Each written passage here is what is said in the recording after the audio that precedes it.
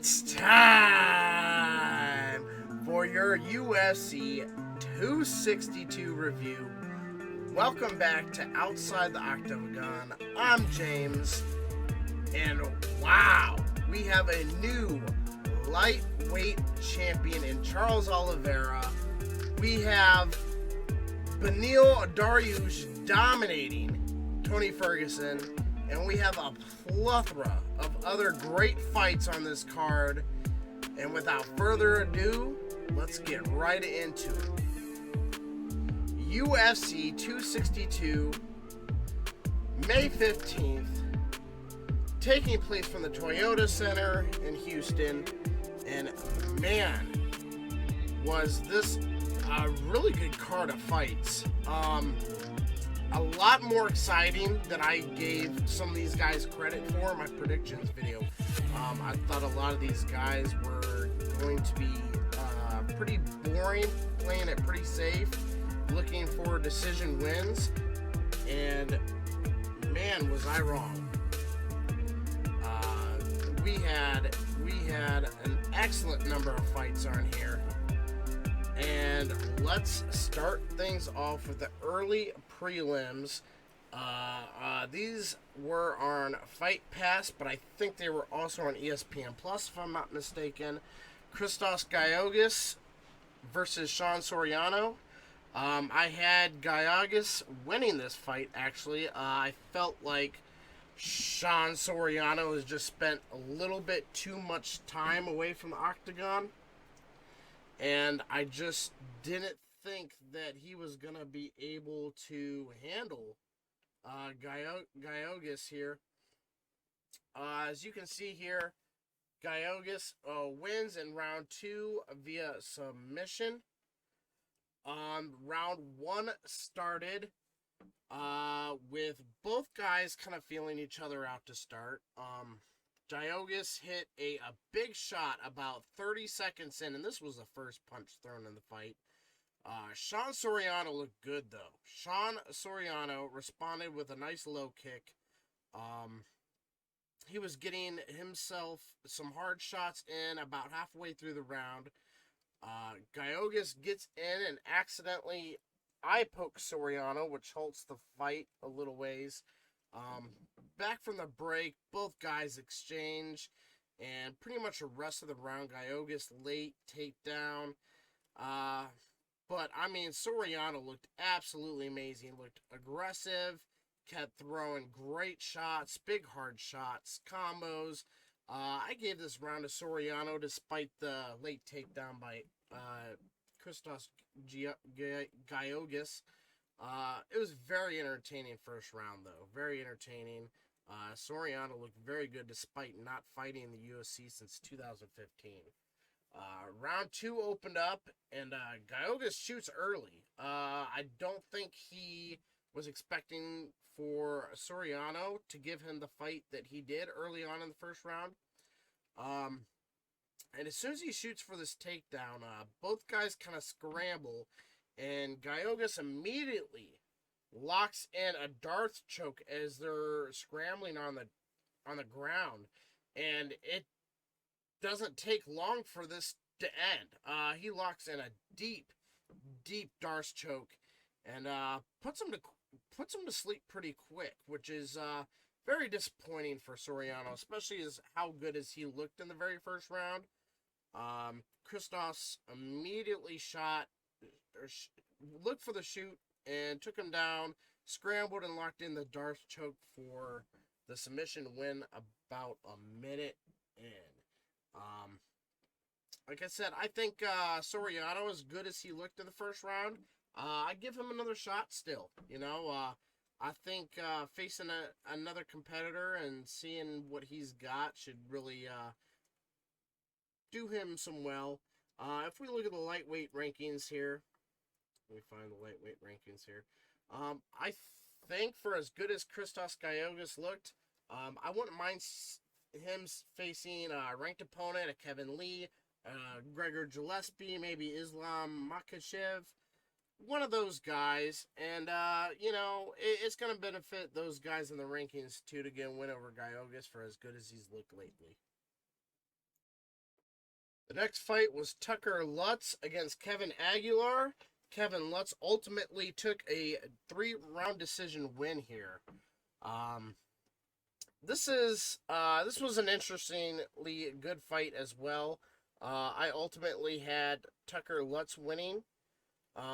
He was making his UFC debut, and I believe to get here, he won 2 fights on Dana White's Contender Series. This fight started off with a good flurry by both guys. Both guys really wanted to come out looking to scrap. There was some good clinch work by Lutz early on. A really good left hook by Lutz. Uppercuts and left hooks by Lutz. I mean, he was really dominating the early part of this fight. Huge clean takedown out of nowhere by Lutz, and puts him up against cage. Really dominated the first round. All good work by Tucker Lutz here. I definitely had him winning the round 10-9. Round 2 starts, and left counter by Lutz after Aguilar misses. More lefts by Lutz in the exchanges. Aguilar is much more aggressive in throwing, but nothing's really happening for Aguilar at this point in the fight. He definitely looks like Tucker Lutz is the dominating fighter here. Aguilar would just keep throwing and either missing or not connecting, or big for much of anything. Tucker Lutz's counters and his jabs and everything was just perfect for this guy. Tucker Lutz looking absolutely crisp counters. He actually counters a right thrown by Aguilar into a real smooth takedown. Lutz continues lefts and leg kicks to close the round out. I had Tucker Lutz winning round 2 as well. That putting pressure on Aguilar to start the third. And it worked. Aguilar came out starting very strong in the third. Knew the pressure was on, knew he had to finish the fight.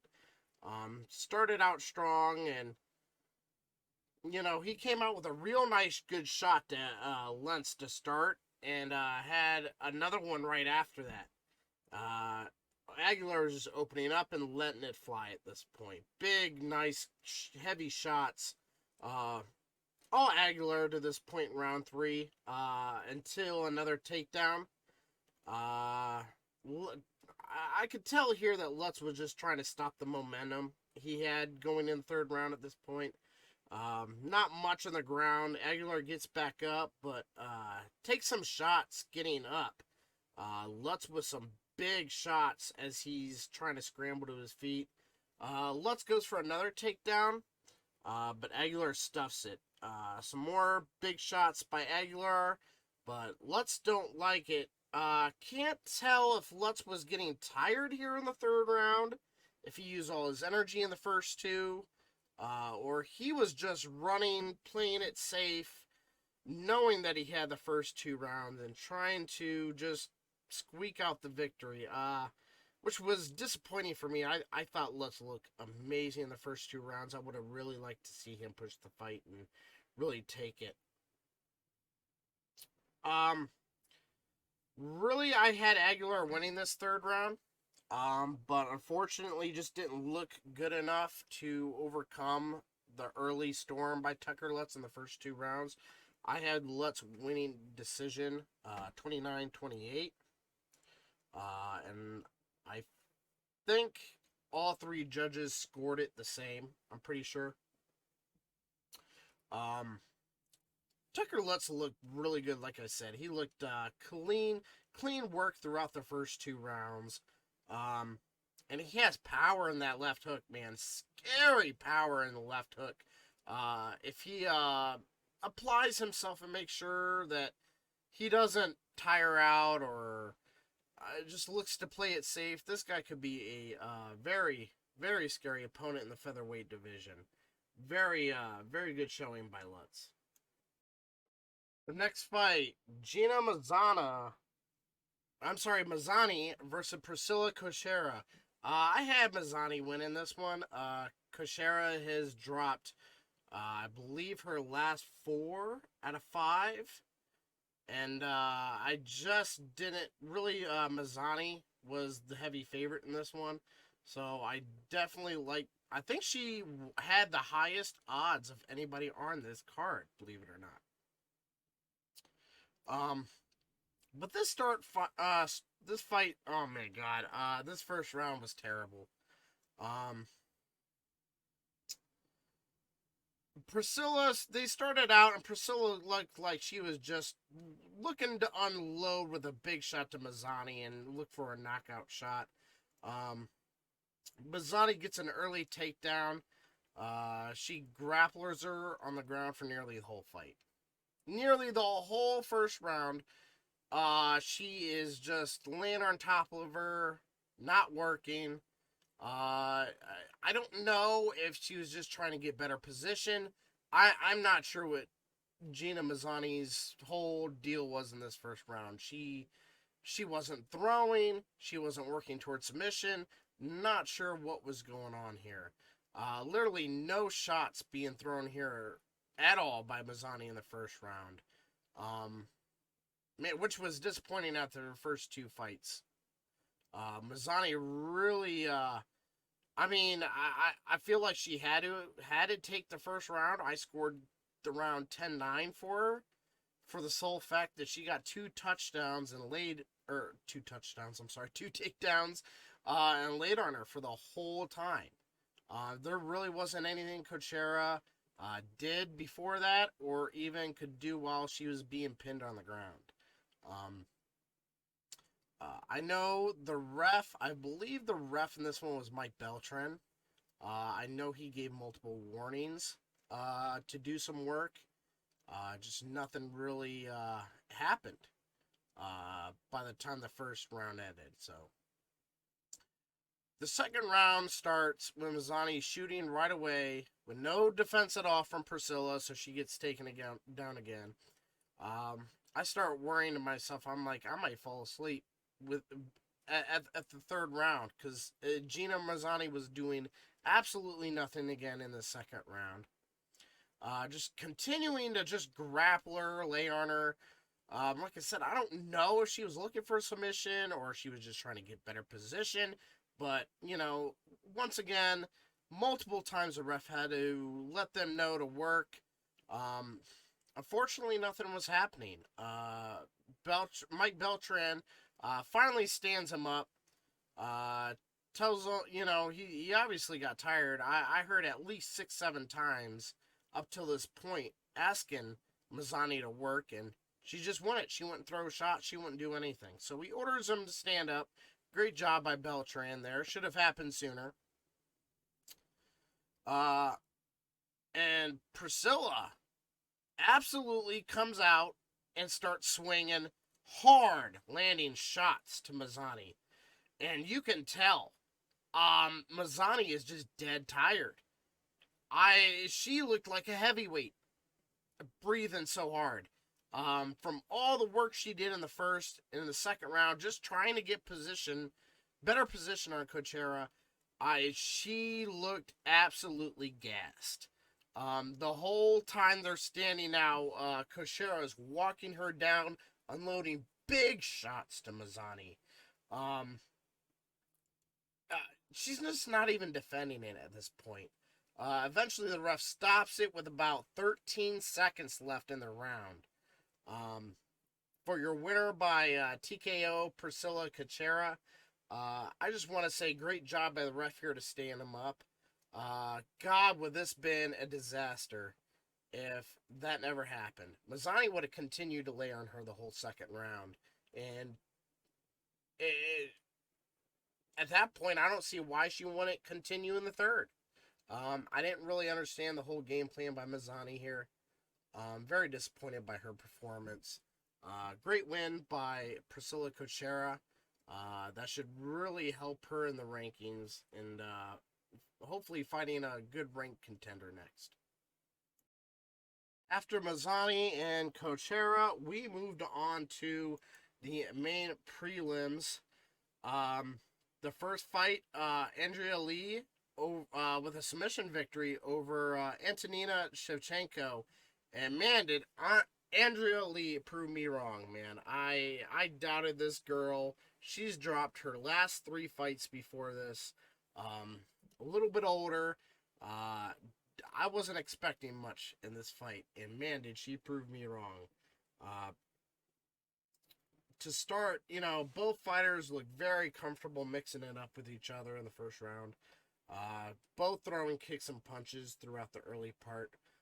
Antonina with a tight Muay Thai clinch halfway through this round.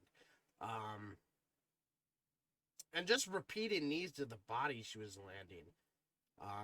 Lee finally escapes that and opens up with some shots and actually lands a takedown on Shevchenko.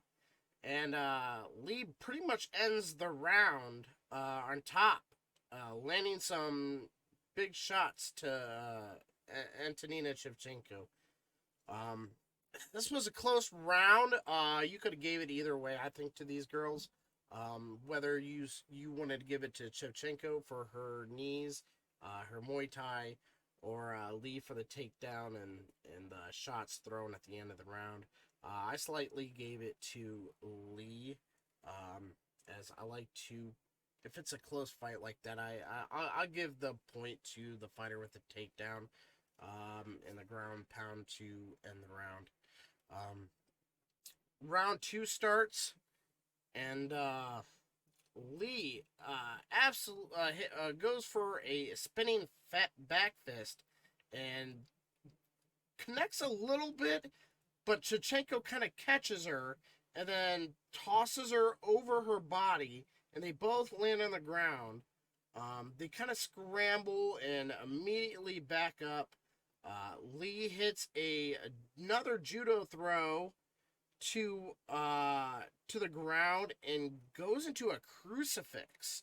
Now, I thought that she was gonna stay in this position and just kind of try and ground and pound her to finish the fight.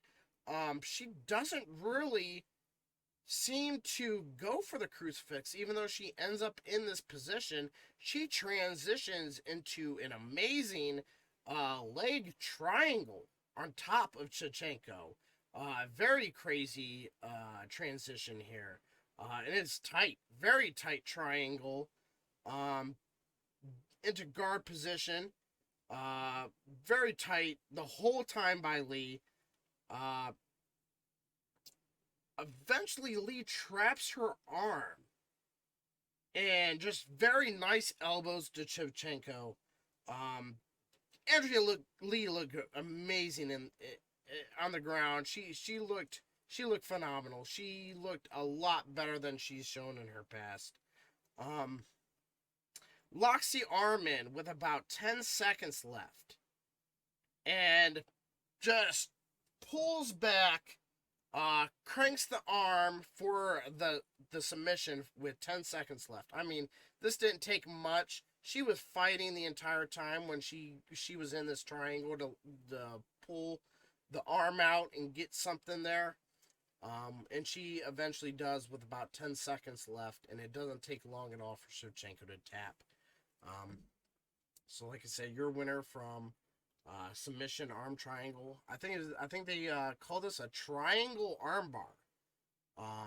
A leg triangle armbar of some sorts. I don't know. It's very crazy to see the transition Andrea Lee made in this, to pull off that submission win.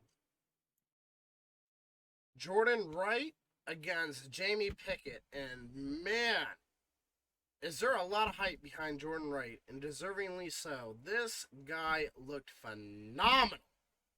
Went into the first round and finished Jamie Pickett. There's hype around this guy, and he came in here and showed you exactly why. Very impressive performance by Jordan Wright in this one. To start the first round, both guys were throwing their stuff here to start. Really testing the waters. Pickett eventually goes up against a cage and gets low, and Wright grabs him almost by the head and just rocks him with an elbow. Pickett goes back, and Jordan Wright just keeps on his head and just starts throwing monster rights. I mean, right after right after right. And you could see Jamie Pickett's legs give out in this. He's not out, but he's definitely wobbled. He's definitely hurt by these shots. And as soon as he starts to get up, Jordan Wright grabs him and hits him with a Muay Thai knee. Very devastating. And then he just goes down, getting hit with a flurry of rights again, followed up by standing knees. Pickett starts falling back. You can tell he's hurt. And Wright just chasing him down. Another big Muay Thai knee, drops Pickett again. And hammer fists and elbows by Jordan Wright just finishes this fight. The ref stops it with about a minute left. And, or was it, I think it was about a minute in. It was a minute in. And man, it's not that Jamie Pickett looked bad. It was the pressure and the shots by Jordan Wright that just did Jamie Pickett here in. I mean, very impressive victory by Jordan Wright. I can't wait to see this guy some more, man. There's hype around him, and deservingly so. I'd love for him to get in there again soon. Maybe face a ranked opponent. Really would love to see what else Jordan Wright has in store. The next fight was Orlando Vanada versus Mike Grundy, and to be honest, guys, I was not. This was my least favorite fight of the night. Even over the early prelims, even over the Mazzani fight. At least that had a decision in the second. This fight, man, it was rough to watch. Well, to start, both guys in round one opened up by really starting to feel each other out. Then Mike Grundy lands Lando against the cage, but knees him in the groin early, so we take a break. Not very long, though. Lando takes maybe about 20-30 seconds. They go back to mixing it up before Grundy gets his back and starts throwing him around. Both go back to standing. And Lando misses another kick and gets taken down. Vanada was very aggressive, yet really wasn't landing anything here. Back up into a clinch and then out again. End of the round here. The biggest thing I noticed in the first round was Grundy was looking for the heavy takedowns. By the end of the first round, I believe he set a record for most takedown attempts in a round with 9. Only got 2 out of the 9 takedown attempts. So you could really see the game plan here for Grundy was looking to take this fight to the ground. He didn't want any part of Lando Vanada's standing ability, which is a shame because Grundy's not a bad striker.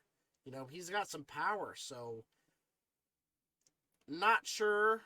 Maybe he just felt like Vanada has no wrestling, no grappling abilities, and he wanted to really take the fight to the ground and win that way.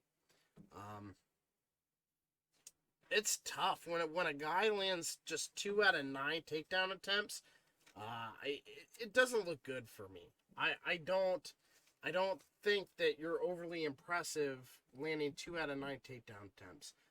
I gave the round to Vanada just for the fact that he was more aggressive. He was the one initiating the fight. He was throwing, wasn't landing too much, but I gave the slight edge to Orlando in round 1.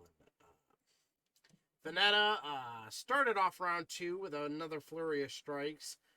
Another failed takedown by Grundy. A big shot landed by Grundy. But then he goes for another takedown that he fails to get. This has been the story the whole first and second rounds, basically. You know, Vanada pushing, wanting to strike, and Grundy just unable to land any of his takedowns. Another series of failed takedowns in this round. Really just didn't look good for Grundy. And then when he was throwing, he landed good shots. He landed clean, effective strikes, which confused me. When he was throwing, it was working for him, but he just wasn't wanting to throw. He just wanted to keep going for the takedowns. And like I said, Lando was willing to stand the whole time. Why Grundy just wanted an exchange with him, I have no idea. So at the end of the second round, I had it for Grundy on the sole fact that his shots were harder. But again, the failed takedowns looked terrible, man. He just couldn't land a takedown. And I could see if you attempted one or two of them, couldn't get them, fine, you know. But this man tried 9 in the first round. I believe he had another 6 failed in the second round. It just doesn't look good in my eyes. Especially when round 3 came out and Vanada starts strong again. He's throwing combos, he's throwing flurries. I mean, they're connecting, but they're not hard shots at all. It's not damaging Grundy. Another failed takedown by Grundy, and at this point, you know, I'm shaking my head. I just don't understand how you can fail at taking somebody down for that many times and don't change the game plan. After that, another failed takedown. Good knee by Lando. Did some damage here. Leading to another failed takedown by Grundy. Grundy grabs the head, but eats a hard slam by Lando. So Lando actually gets a takedown here. And actually lets him back up. He wants to strike with him. Vanada, very aggressive all fight, but just failing to be effective at all with his shots. Very tough fight to call. You could really give it both ways, just depending on how you judge the fight. Both these guys didn't impress me at all. Grundy's game plan I thought was terrible. I don't know if his takedowns are that bad or Lando just an incredibly difficult person to take down. But at some point his corner should have told him to change the game plan. You know, Lando, he had some quick jabs, some quick strikes, but ultimately nothing, no big shots, nothing that damaged Grundy at all. So I was not impressed with either of these guys. My least favorite fight of the night. I scored it slightly for Orlando Vanada because I like the aggressiveness out of him. I like the fact that he was landing some shots.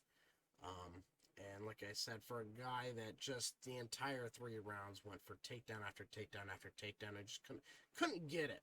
Didn't want to do anything else the whole fight. I just didn't like it. So I had a slight 29-28 decision for Vanada. And what was interesting here is when we went to the judges' scorecards, one was 29-28 Vanada, which that's how I scored the fight. The next judge, 30-27 Grundy. I have no idea how this judge got to that decision, except for the fact that he doesn't understand that the takedown attempts weren't, they were just that they were attempts. He didn't do anything to justify scoring points in any of these rounds. The only round you could give this guy was maybe round 2. But to score at 30-27 for Grundy I thought was ridiculous. And then the final judge had it 30-27 Lando for winner and split decision. I don't understand it. I don't understand how you have a guy, or you have a judge scoring a fight 30-27 for one guy, and you have another judge scoring the fight 30-27 for the other guy. These judges, man, I don't know how they're scoring these fights, but they need to get these judges on the same page here, because you cannot have a judge scoring a fight 30-27, another judge scoring it 30-27 for the other guy. Ultimately, it came down to just one judge scoring the fight 29-28, which was the smart call.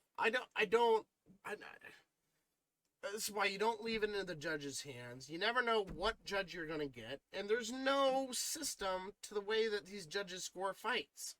If you were scoring the fight based on, striking alone, Vanada wins. But if you have another judge not even caring,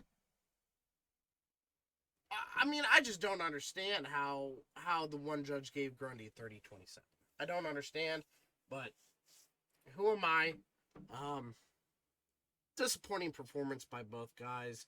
Just really wasn't a fan of this fight at all. The final fight of the main prelim saw Andre Munoz versus legendary Ronaldo Jacare Souza.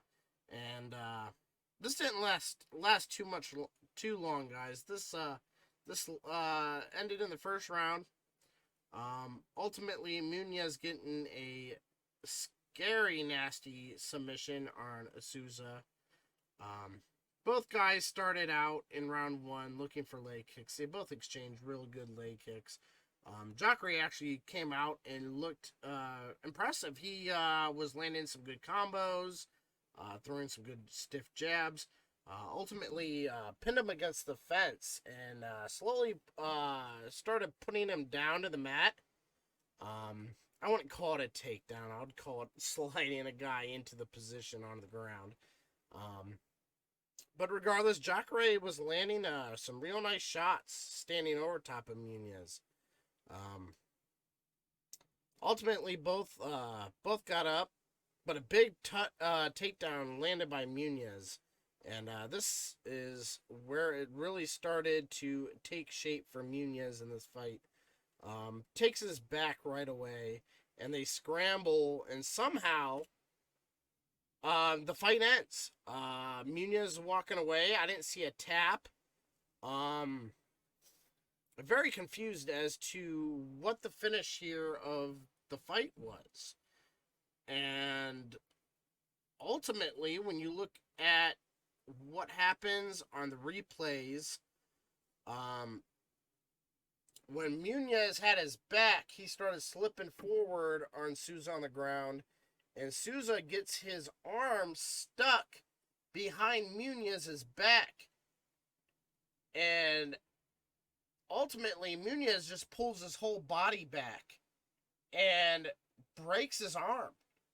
You can literally see in the replays his whole arm snap, and like the vibrations going up his shoulder to his back, and you could hear it. Looked very nasty in the replays. Joe Rogan mentioned that you could hear it loud. It was a very loud snap, and it was so bad that Cormier had taken his headset off, and he couldn't watch it. This was no Chris Weidman injury, but very bad break for Souza at the same time. Because he looked good early on. I think he just fell into a bad position there, and Andre Munoz capitalized. So I'm sure Souza is going to have surgery on it, but I don't know what's next for him. 41 years old, he'll be coming off that brutal injury. I really think this is the last we see of Ronaldo Jacare Souza. If he wants to come back, give him one more shot. But, he's already, fighting on the prelims against unranked opponents. Who do you give him at this point if he does come back? I think with the legendary career that he had, it's probably just best for him to kind of walk off into the sunset at this point. Going into the main card, we started things off with Shane Burgess against Edson Barbosa, and this was a very, very, very entertaining fight. Ultimately, Barbosa takes the victory via TKO, and I think I'm pretty sure that this won fight of the night. I think fight of the night. Bonuses were huge tonight. Dana White announced that instead of the normal $15,000 bonuses for knockout, TK, or knockout submission and fight of the night, the bonuses were $75,000. That's a huge step up from the $15,000. So I'm not sure if this is a one-time thing or this is something that they're going to be doing moving forward. But I like it. Pay these guys. Pay these guys to go out there and finish the fights. I like it. So Barbose and Burgess end up getting fight of the night here. Round 1 starts with Barbosa hitting some fast and powerful leg kicks, while Burgess attacks him with jabs. Great boxing by Burgess. Absolutely, you can tell that he's a great boxer. He's got a lot of great hands on him. Just amazing work boxing by Burgess. But huge shots by Barbosa. Brutal leg kicks, overhands by Edson. I had Barbosa winning 10-9 easy in this round. Like Barbogis' boxing, but I liked Edson's Barbosa's aggressiveness. I liked his striking. I liked his leg kicks. Definitely gave the edge to Barbosa in this first round. Round 2 starts. More aggressive boxing from Burgess. Continued leg kicks by Barbosa.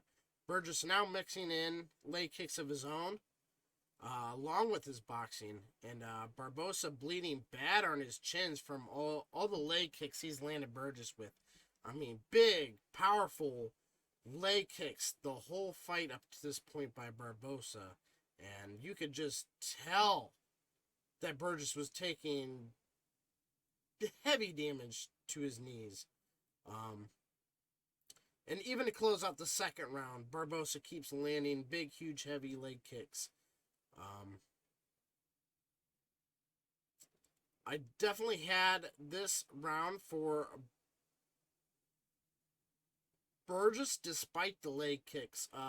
Burgess looked a lot better in this round, more aggressive, landing more shots. Very close round still. But I scored at 19-19 up to the third round. Round 3 starts with both fighters continuing their strategies.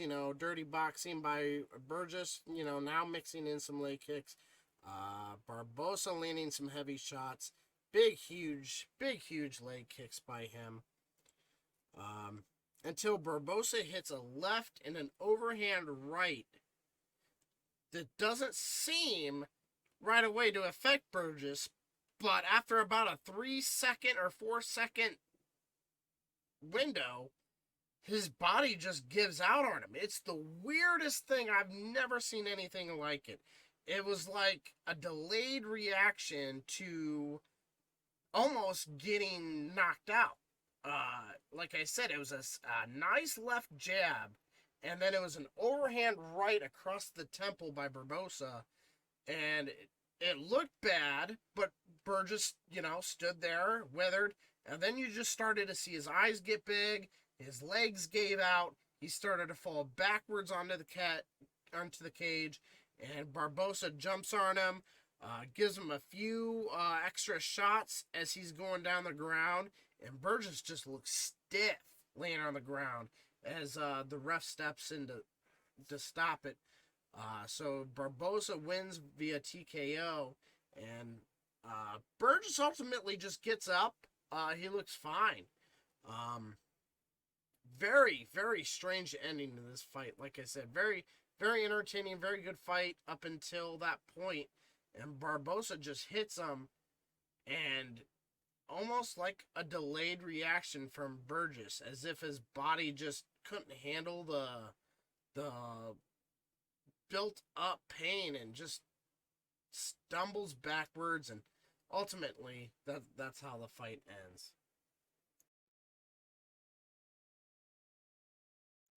Next fight, Caitlyn Chokhagan versus Viviarobu. This was a solid fight. Neither both overly exciting. I ultimately thought that Chokhagan was going to be too much. Um, and it ended up holding true. Um, Chokhagan, she didn't look too great. She dominated each round, ultimately getting the decision victory. Um, and I don't know what's next. In this women's division, there's nobody here for Shevchenko other than Chokhagan. I feel like this is definitely the next matchup they have to make again. Um, I just, which is a shame because I just don't, for this performance, I don't see Chokhagan. I don't think she has what it takes to beat Shevchenko at all. But ultimately, I don't think there's another fight that you can give Chokhagan or Valentina Shevchenko at this point. I think you have to make this fight happen again. Either that or Shevchenko needs to maybe go on and face Nunez again. I'm not sure, but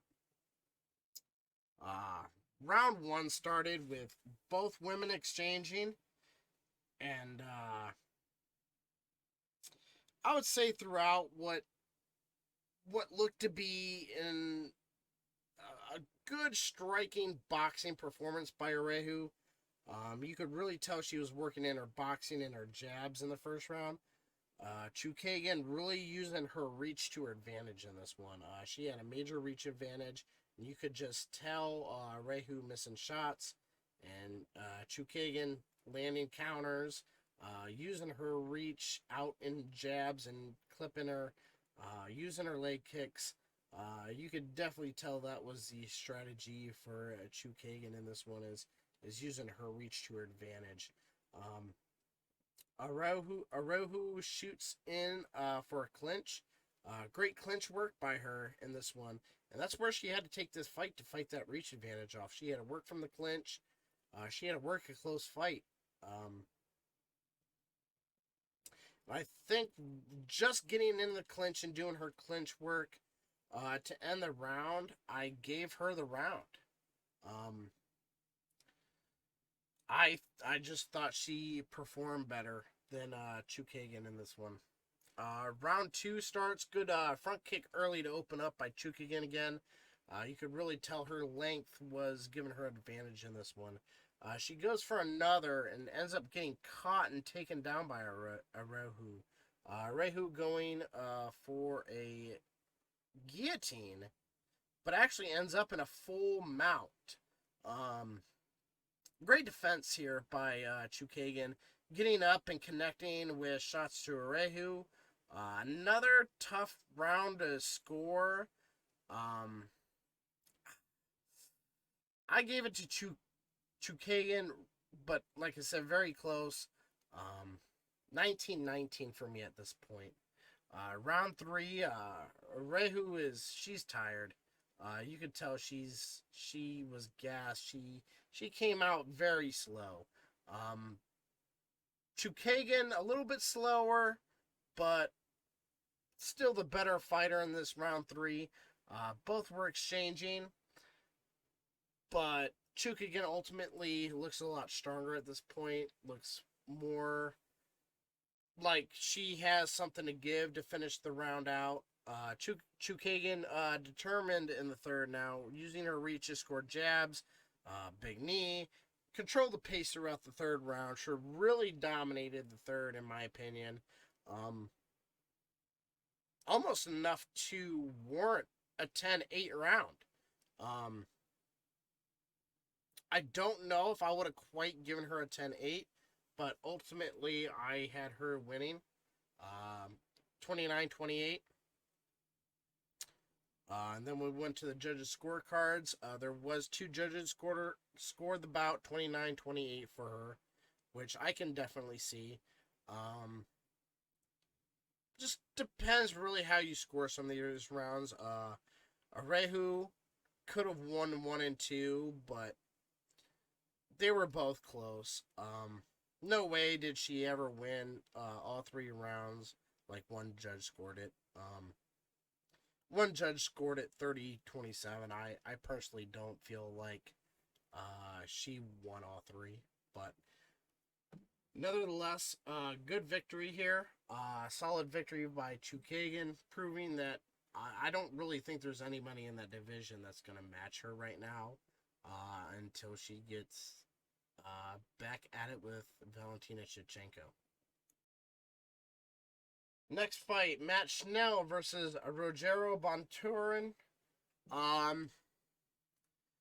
This fight ultimately came down to Bonturin basically took this fight on a few weeks' notice. Both these guys normally fight at flyweight, I think, which is 125. And I guess when they called Rogero for this fight, he came in at that time weighing 165, which is a lot. I don't know what you're doing fighting at 125 and weighing 165. Cut weight ultimately coming in at 137. The fight got moved to bantamweight, so he still comes into the fight 2 pounds over. And I think that's what gave him the advantage in this one. You could just tell looking at these guys that they didn't even look like the same weight class. Schnell looked very crisp, very quick, very clean. But Bonturin, he definitely outclassed Schnell. He looked good. In round one, Bonturin, he looks for big rights here early. Schnell looks quicker, throwing fast punches. Huge leg kick by Bonturin and huge combos by Schnell. Real back and forth fight. Bonturin leg kicks look like they're hurting Schnell a lot. Very tough round to call. I ultimately scored the round for Schnell in round one. Round two starts Schnell coming out with the same shot, same aggressiveness. For every leg kick by Bonturin, Schnell comes back with quick combos. You could tell Bonturin was focused on landing the big heavy shots. Because he started hitting big shots on Schnell, which were hurting him bad in this second round. Not a lot of action, but I like Bonturin in this round to tie things up just based on his power striking. Round three, Schnell comes out strong, throwing quick combos. Like I said, he's a quicker fighter. Bonturin looks to throw the bigger, harder shots throughout this third round and hits about halfway through the round. Big shots landed by Bonturin, a flying knee, and then with like a slam takedown, which was very nice. Ground and pound throughout the rest of the round by Bonturin. Ultimately, I scored it 29-28 Bonturin, and that would end up being the decision. So we'll see what happens in this picture here. I don't know if Bonturin's going to stay up in weight class, if he's going to work to getting back down to 125, but coming in overweight, scoring the victory, it's not overly impressive in my books.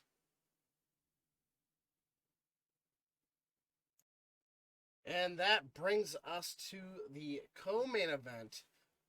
This was a fight that a lot of people were looking forward to. They thought this was going to be a back and forth, very entertaining fight by these guys. It ultimately proved not so. Tony Ferguson came out to, for me, a very surprising reception to fans. I'm very surprised that a lot of people like Tony Ferguson so much. He's a very cocky guy, very confident in himself. Just a lot of hate for some reason for Beneil Dariush in this one. Couldn't really understand the reactions that these guys were getting from the crowd in Houston. But things started off in the first round. Dariush looked very focused, very aggressive to start things. It was all over Tony Ferguson and lands a takedown early. Tony looking for a leg triangle from the bottom. Wasn't able to really do much other than that. But Beneil, while on top, throwing some wild shots, hitting a few of them, definitely doing damage, being aggressive. I like that. Tony really just trying to escape, but great grappling by Dariush to really keep him down to the mat and keep him from really doing anything.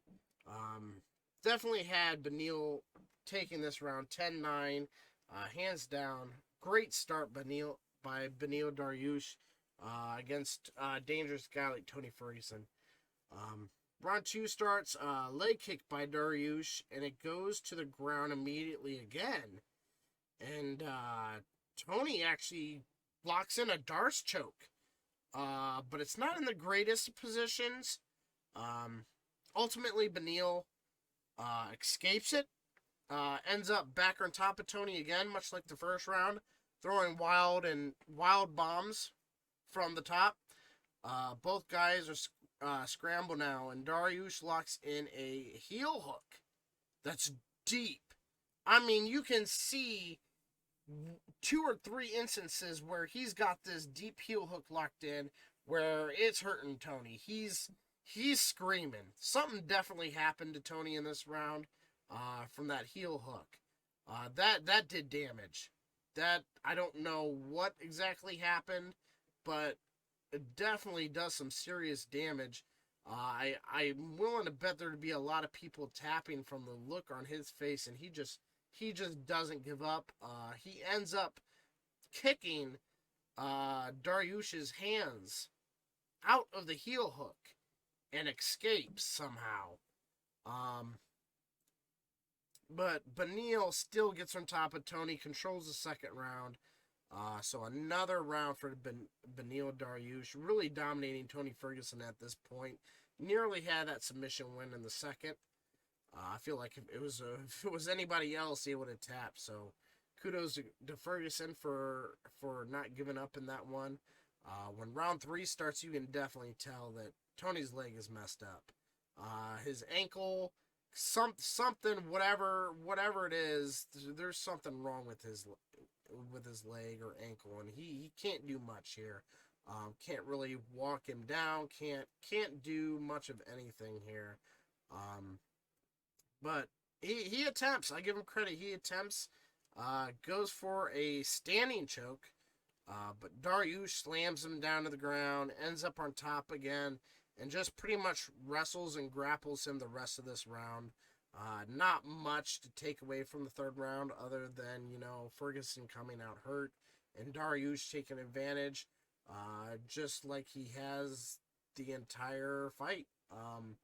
Really just dominated Ferguson in this fight from start to finish. I can't really think of anything that Ferguson did in this fight that it gave him any points, any kinds of credit here.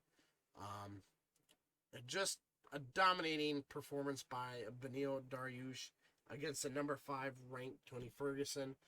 If we look at the rankings here, Dariush is definitely going to move up in rankings. After this fight, he wants, I guess he is having a child, his first child on the way. Said he's going to take some time to spend with his kid. So, despite Dariush getting an impressive victory over Tony Ferguson here, moving up in the rankings, I expect him to kind of take a back seat to this division. This division is stacked.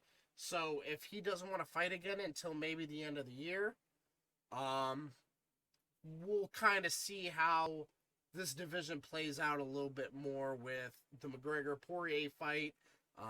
We'll see what Justin Gaethje's doing. And then, of course, what Michael Chandler does from this point. There's other guys like Rafael Dos Santos. We still don't know what's going on with him right now. Guys like Islam Makhachev, if he wins another fight, he's going to move up in the rankings. So we'll see what happens here, but a very impressive victory by Dariush. He definitely puts his name into the conversation of top contenders later this year. And that brings us to the main event of the evening, the lightweight championship. Charles Oliveira versus Michael Chandler, and what a great main event this was. Very, very back and forth. Great first round by Michael Chandler. Thought he was going to take it. Ultimately doesn't end up getting the finish, and Charles Oliveira comes back in the second to finish things off and be crowned the new lightweight champion. So let's get into it. Round one. Big leg kick drops Chandler right away. So very good start for Oliveira with the leg kick. A huge left by Chandler and goes down into a guillotine choke. So he pulls Oliveira down. And looks to finish Oliveira in a submission fashion, which is very surprising. You would even want to attempt to go to the ground or try and submit a guy like Charles Oliveira, who has more submission wins than anyone in UFC history. So, interesting strategy there for Chandler. Ultimately, Oliveira gets out of this and gets Chandler's back with an explosive reversal. And now both guys are standing. Oliveira taking huge shots. Chandler just launching huge shots at him. Ultimately drops Oliveira.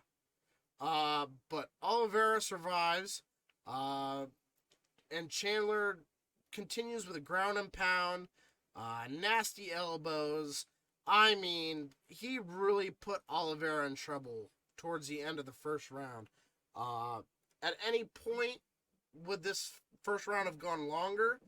I feel like Chandler could have ended this one easily in the first round. So Charles Oliveira had his moments, but ultimately gets saved by the bell. And Michael Chandler looks dominating in the first round. He looked like a guy that was taking this fight hands down. Until round two starts. Round two starts with a nasty left jab by Charles Oliveira that absolutely rocks Chandler. And Chandler falls back, and Oliveira follows up with rights, elbows, just devastating punches that are hurting Chandler bad. And just continues the ground and pound, throwing these shots until, Chandler's not even defending himself. The referee walks in to stop it, and that's it. 19 seconds of the second round, and Charles Oliveira, but not by way of submission, but by KO, takes the vacant lightweight crown. And man, what a first round by Chandler, and what a way to come out in the second by Oliveira to put down Chandler and just dominate him the way that he did. 19 seconds in. Very entertaining main event. Very entertaining. As soon as the fight ends, Charles Oliveira leaps over the cage right in front of Joe Rogan, DC, John Anik. He's hyped. He's bleeding all over the place. It makes his way over to Dana White, talks to Dana White, hugs him, leaves blood on Dana White's cheek. He hops down, goes into the crowd. I'm not sure who he had in the crowd with him, but you could see security trying to chase Oliveira down. They don't know what's going on. They got to get him back in the cage.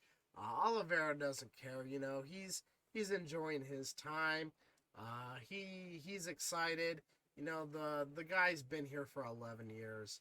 It took him 21 fights, I believe, to finally score a title shot. And he goes out there and wins in dominating fashion in the second round. And you could see the emotion on Oliveira's face. He's overcome with joy back in the ring. And it's going to be really interesting to see who he goes up against next. If I'm making the fight right now, I definitely think it's the winner of Conor McGregor and Dustin Poirier. That's a huge fight. If Conor McGregor wins that fight, he gets it no matter what. McGregor versus Charles Oliveira would be a fantastic fight. Two different styles. I think it'd be very entertaining. If Poirier wins too, I feel like he's next in line. You also have a guy like Justin Gaethje he's in purgatory right now. We don't know what's going on with Justin Gaethje.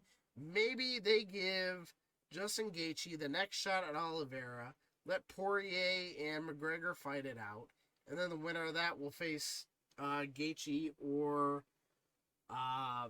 Oliveira. Michael Chandler had some post-fight comments who says he still thinks he's going to fight for the title by the end of the year.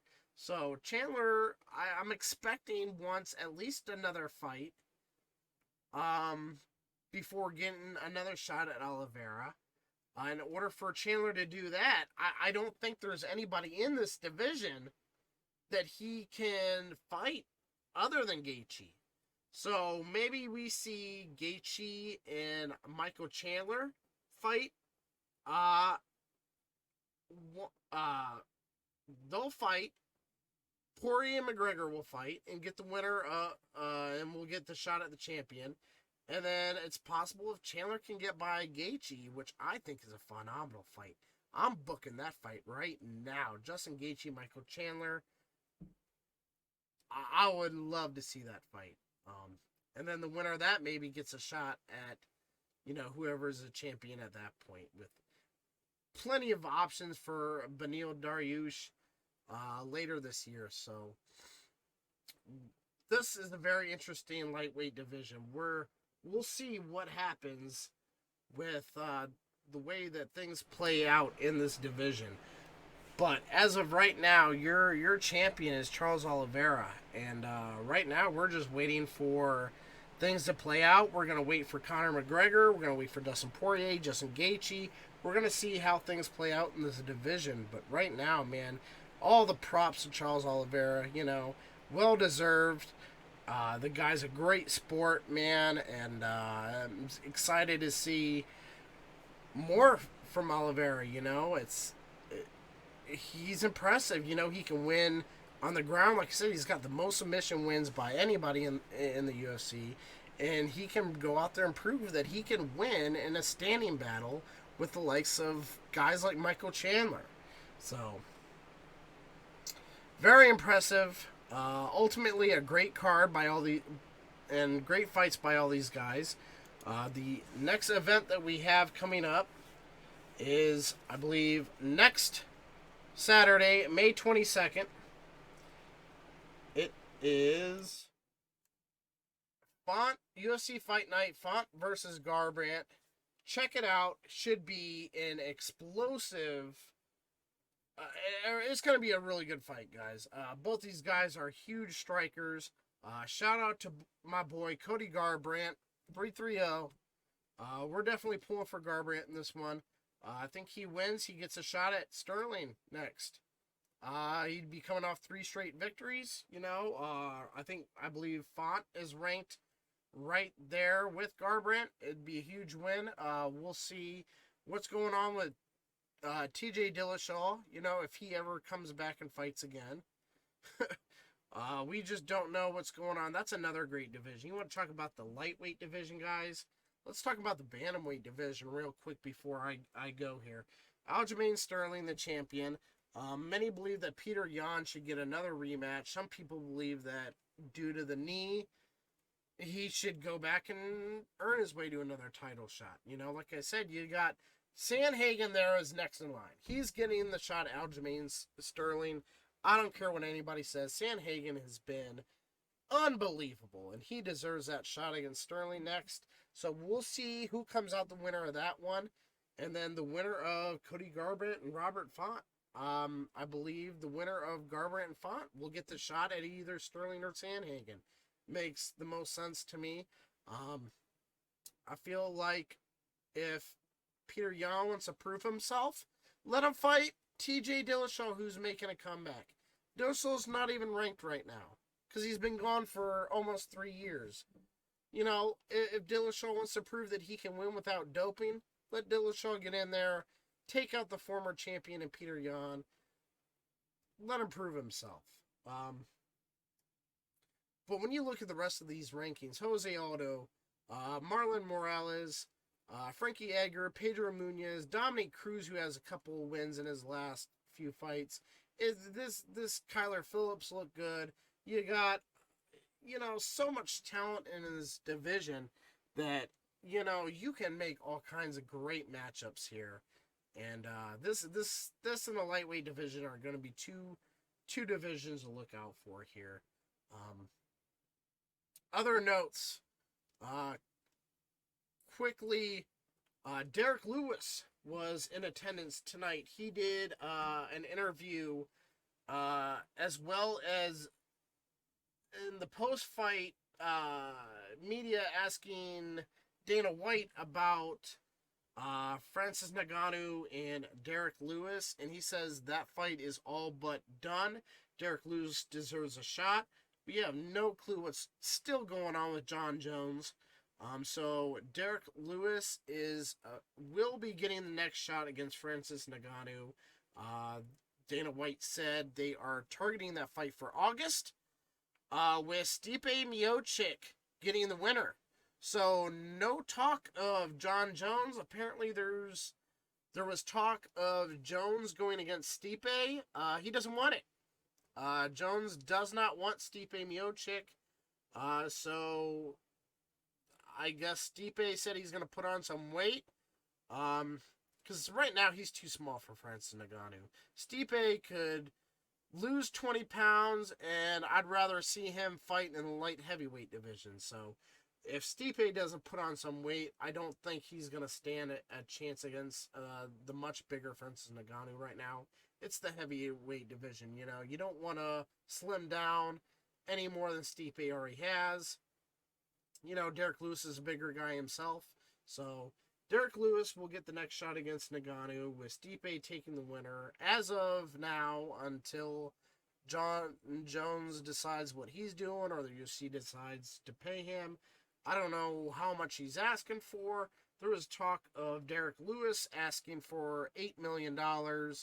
And if he wasn't getting that, then don't even talk to him about a fight. So they're going to have to pay Lewis, or they're going to have to pay John Jones. It's just a matter of who they want to pay at this point, because there's nobody else in that division that deserves a heavyweight title shot against Ngannou.